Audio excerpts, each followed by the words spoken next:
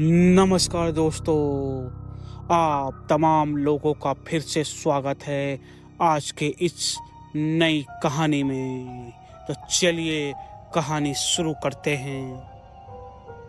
छोटा सा शहर रायबरेली का रहने वाला अभिनव नोएडा में इंजीनियरिंग की पढ़ाई कर रहा था।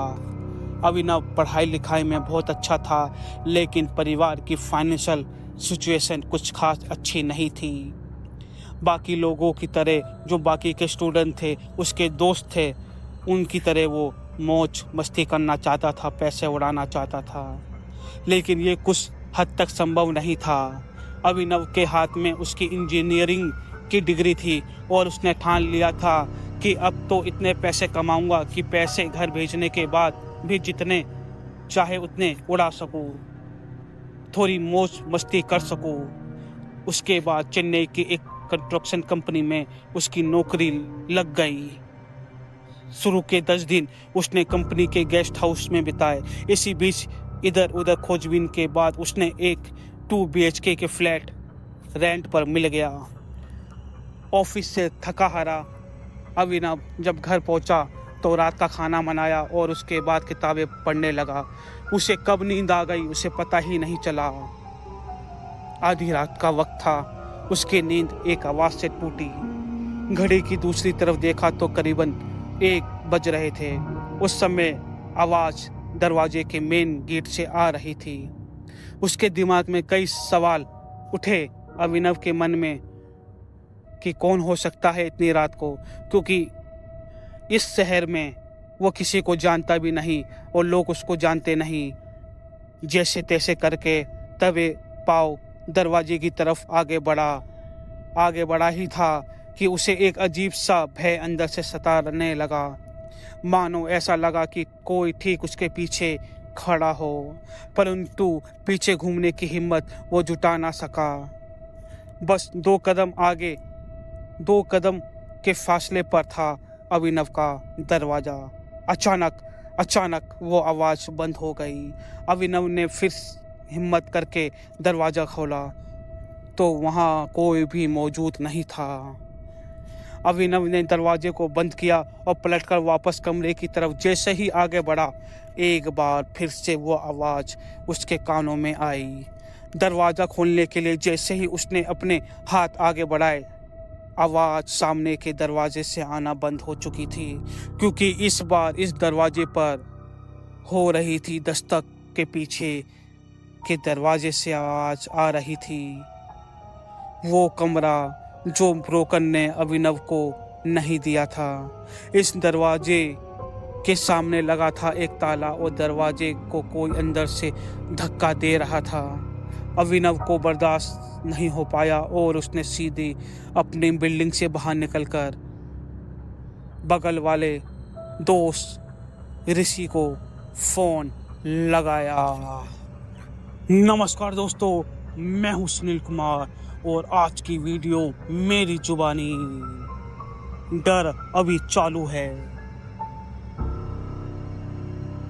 एक नया शहर, नया फ्लैट, नया घर, नई नौकरी, और ये घर भी चेन्नई के 2 BHK के फ्लैट में अभिनव की पहली रात थी। जो दरवाजे पर होने वाली दस्तक उस कमरे से आ रही थी जहां कमरे के दरवाजे पर ताला लगा हुआ था। अभिनव डर के मारे अपनी बिल्डिंग के बाहर भागा और रात करीबन 1:15 बजे पागलों की तरह अपने दोस्त ऋषि को फोन करने लगा। ऋषि के फोन उठाने पर अभिनव ने उसे सारी बात बताई। आधे घंटे के ठीक बाद ऋषि उसके घर के बाहर था। दोनों एक साथ घर के अंदर प्रवेश करते हैं। चारों तरफ सन्नाटा था, ना कोई दस्तक और ना कोई आवाज। फिर दोनों काफी देर तक एक दूसरे से बात करते रहे और उसके बाद तकरीबन 3:30 बजे उनकी आंख लग गई। ऋषि को नींद में कुछ समझ नहीं आ रहा था, पर वह एक अजीब सी आवाज को सुन पा रहा था। एक ऐसी आवाज उसने आज से पहले कभी नहीं सुनी थी। जो आवाज अब तक उसे बड़ी दूर से सुनाई दे रही थी, वो धीरे धीरे और भी ज्यादा जोर पकड़ते हुए उनके कान के पास आ रही थी।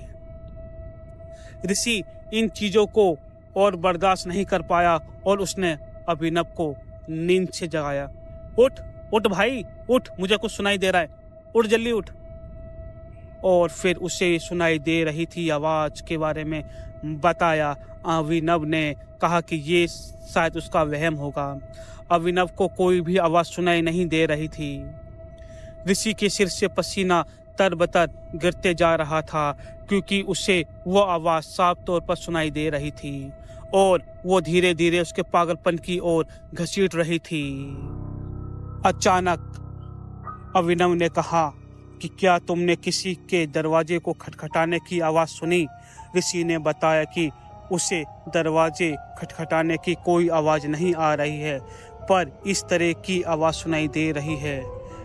ऋषि और अभिनव दोनों ही कुछ अजीबोगरीब आवाज़ सुन रहे थे, लेकिन दोनों को सुनाई देने वाली आवाज़ अलग अलग थी।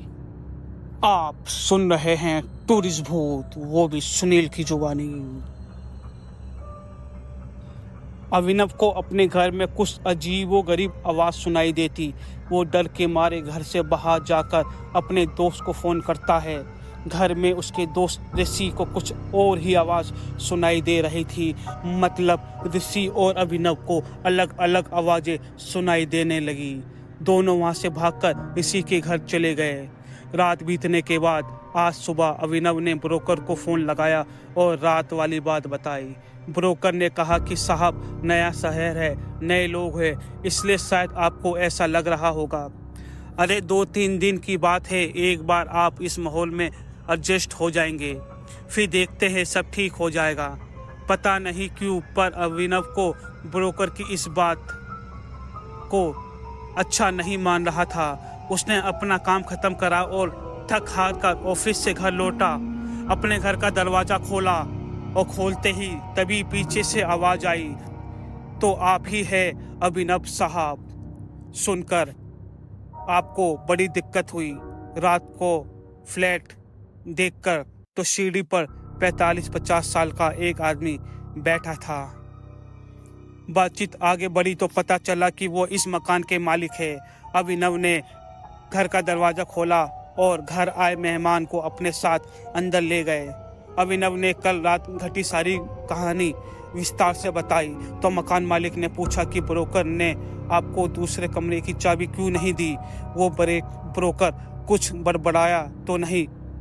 दोनों बात कर ही रहे थे कि अचानक एक बार फिर दरवाजे पर वैसे ही दस्तक सुनाई दी जो कल रात अभिनव ने सुनी थी। अभिनव ने मकान मालिक से कहा, आपने सुनी वो आवाज़? कल रात से ये आवाज़ मुझे परेशान कर रही है। मकान मालिक हैरान होकर अभिनव की तरफ देख रहा था क्योंकि उसे भी कुछ सुनाई नहीं दिया था। खैर, हिम्मत जुटाकर अभिनव वहाँ से उठा और कहा कि मैं आपके लिए चाय बना कर लाता हूँ। चाय बनाने के लिए किचन में जाना तो एक बहाना था ताकि वो उस दरवाजे पर नज़र रख सके जहाँ से वो अजीबोगरीब आवाज़ आ रही थी। उसने चाय बनाने के लिए पानी उबालना शुरू किया और साथ ही ब्रोकर को फ़ोन लगाया और कहा, यार सच बताना, इस घर में कुछ गड़बड़ तो नहीं है ना? इस घर के मालिक हमारे साथ बैठे हैं यहाँ और पूछ रहे हैं कि दूसरे वाले कमरे में ताला क्यों लगा रखा है। मकान मालिक का नाम सुनकर ब्रोकर की मानो हवाइयाँ उड़ गई। उसने दोबारा पूछा, कौन आया है तुम्हारे पास? आपको यह अभिनव ने बताया, मकान मालिक। और कौन आएगा? ये सुनते के साथ ही ब्रोकर ने फ़ोन की लाइन कट कर दी। आप सुन रहे हैं टूरिस्ट भूत सुनील कुमार के साथ। अभिनव को चेन्नई शिफ्ट किए हुए अभी कुछ ही दिन हुए थे।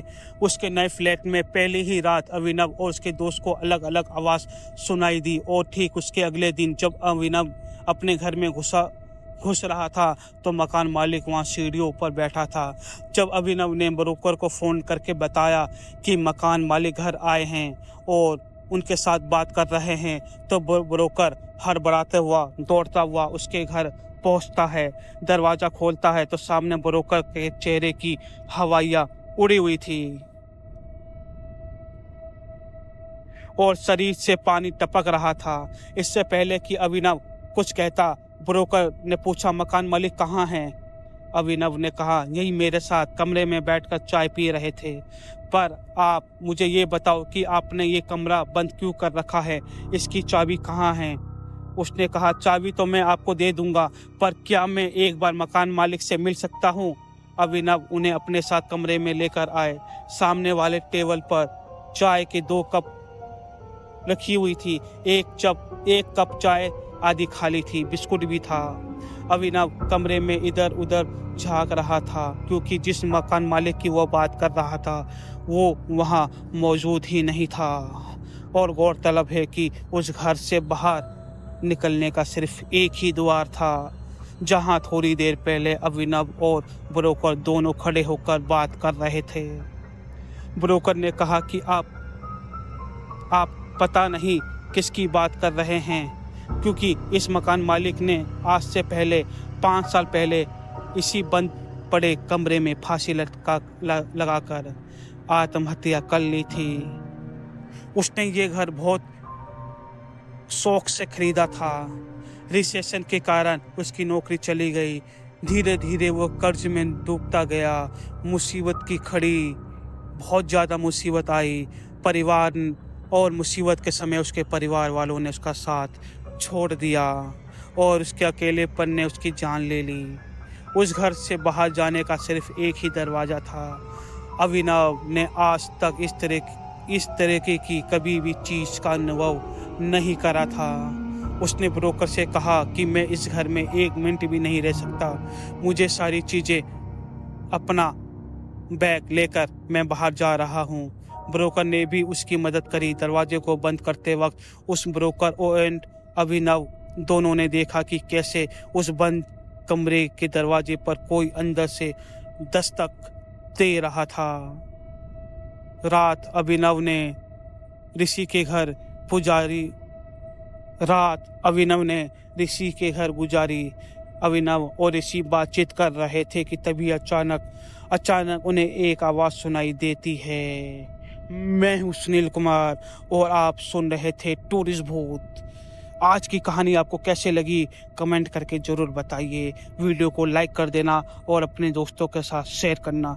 मिलते हैं एक नई कहानी के साथ, तब तक टाटा बाय बाय।